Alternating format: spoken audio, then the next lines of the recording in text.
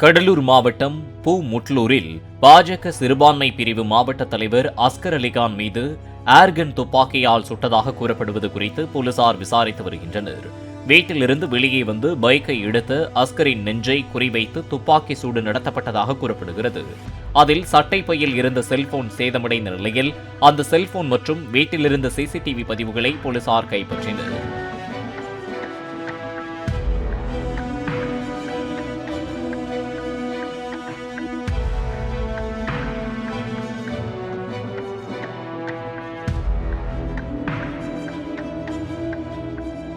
Play store மற்றும் app ஸ்டோரில் இருந்து பாலிமர் செயலியை QR கோடு மூலம் பதிவிறக்கம் செய்யுங்கள். செய்திகளை உடனுக்குடன் பெறுங்கள்.